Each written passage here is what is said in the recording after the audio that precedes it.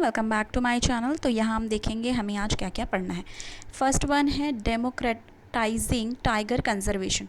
तो डेमोक्रेटाइजिंग का मतलब क्या है, पीपल्स पार्टिसिपेशन को लेकर। और यहाँ पे एक बात की जा रही है कि जो wild life conservation in India, मतलब वाइल्ड लाइफ कंजर्वेशन है जो वो एट्रीब्यूट करता है वाइल्ड लाइफ प्रोटेक्शन एक्ट को। अब यहाँ देखो कहाँ कहाँ से टाइगर जो है उनकी पॉपुलेशन कम हो रही है। तो वो है झारखंड, छत्तीसगढ़, ईस्टर्न घाट, नॉर्थ ईस्टर्न फॉरेस्ट। तो यहाँ से टाइगर की जो पॉपुलेशन है वो कम हो रही है। Tiger considered as umbrella species. तो जो टाइगर है उसको अम्ब्रेला स्पेसीज की तरह देखा जाता है और इसके लिए कहा जाता है saving tiger is equal to saving entire ecosystem. मतलब अगर हम टाइगर को सेव कर रहे हैं तो इससे ये लिया जा रहा है कि हम इंटायर इकोसिस्टम को सेव कर रहे हैं, ऐसा कहा जा रहा है। टाइगर कहाँ कहाँ होता है, एवरग्रीन फॉरेस्ट वेस्टर्न घाट पे, Terai grassland of Himalayan foot hill पे, tropical dry forest of Rajasthan to mangrove of Sundarban. Ecotone शब्द की यहाँ पे बात हुई है कि जो चीतल है वो इकोटोन जोन में पाया जाता है, देखा जाता है चीतल जो है। तो इकोटोन क्या है, ये ट्रांजिशन एरिया होता है between two biological communities.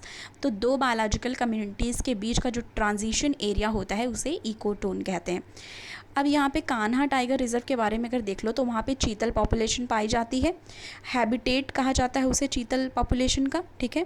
Becoming unsuitable for endangered hard ground barasingha depend on tall grass. तो कई बार बता रहे हैं कि अनसुटेबल होता है जो इंडेंजर्ड हार्ड ग्राउंड है उसका बारासिंगा के लिए।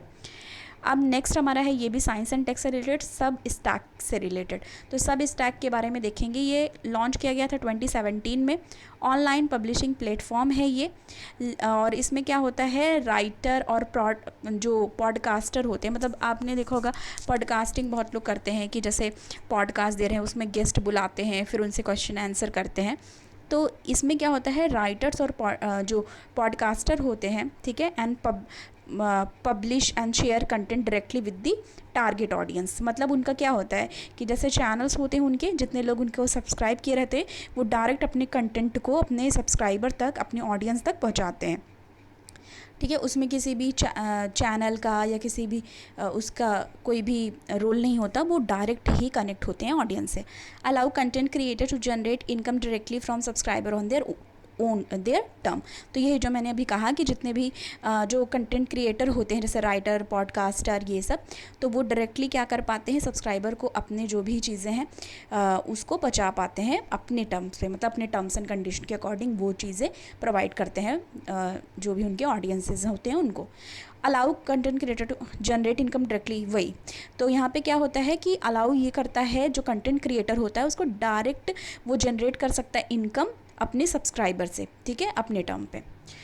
नेक्स्ट एक आया है G7 से रिलेटेड। इसमें ये कहा जा रहा है कि G7 commits to work carbon free electricity by 2035। तो ऐसा है कि जो G7 है वो क्या कमिट कर रहा है कि कार्बन फ्री इलेक्ट्रिसिटी 2035 तक।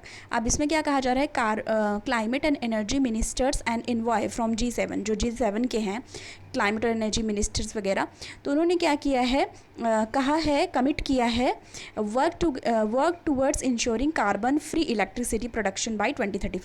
तो ये क्या करने वाले हैं, ये इंश्योर करने वाले हैं कि कार्बन फ्री इलेक्ट्रिसिटी प्रोडक्शन कर पाएँ 2035 तक कार्बन फ्री इलेक्ट्रिसिटी प्रोड्यूस कर पाएँ। इसका इन्होंने क्या किया है, एक तरीके से टारगेट सेट किया है। अब यहाँ पे एक चीज़ और कही जा रही है, an accelerating phase of coal, ठीक है। तो एक्सेलरेट कर पाए जो फेज़ ऑफ कोल है, और सेकंड क्या हमने जब अभी देखा, इंश्योर कर पाए कार्बन फ्री इलेक्ट्रिसिटी को। अब देखो आपको एक सारी चीज़ें बहुत ही आसान हो जाएंगी। कार्बन फ्री की बात की जा रही, कार्बन न्यूट्रलिटी की बात की जा रही, तो ये हमको पता ही है सारी चीज़ें। नेक्स्ट ये देखो कि जो G7 की फर्स्ट मीटिंग हुई थी उसकी तो बात जो है यहाँ पे 1 मिनट, हाँ। तो जो G7 की फर्स्ट मीटिंग है उसको आप कमेंट करके बताना किस जगह हुई थी। और G7 की बात की जाए तो ये क्या है, ये organisation of a world 7 largest country, मतलब 7 इसमें वर्ल्ड की लार्जेस्ट कंट्रीज़ हैं, ठीक है। वर्ल्ड 7 लार्जेस्ट इकोनॉमीज़, तो जो वर्ल्ड की 7 लार्जेस्ट इकोनॉमी है उसका पार्ट है ये जो G7 ग्रुप ऑफ 7 की। अब इसमें देखो, which dominate global trade and international financial system. तो ये डोमिनेट करता है ग्लोबल ट्रेड को, इंटरनेशनल फाइनेंशियल सिस्टम को। जिसमें कौन कौन सी कंट्री है, Canada, France, Germany, Italy, Japan, UK and US, ठीक है। तो ये याद रख लेना है कि कनाडा है, फ्रांस है, जर्मनी है, इटली है, जापान है, यूके है, यूएस। देखो यूके यूएस सबसे बड़ा माना जाता है ना, लार्जेस्ट इकोनॉमी मानी जाती है, यूएस भी है, जापान, यूके भी है, जर्मनी है, सब है। अब यहाँ पे देखो रशिया ने ज्वाइन किया था 1998 पे, तो बन गया था ये G8, पर क्या हुआ वो उसको एक्सक्लूड कर दिया गया 2014 में, क्योंकि जो टेक ओवर ऑफ क्रीमिया के टेक ओवर को लेकर के उसको क्या कर दिया था, एक्सक्लूड कर दिया गया था। तो ये सारी चीज़ें थी जो हमको यहाँ पे डिस्कस करनी थी। ठीक है, फिर बस थैंक यू, मिलती हूँ आपको मैं नेक्स्ट वीडियो के साथ।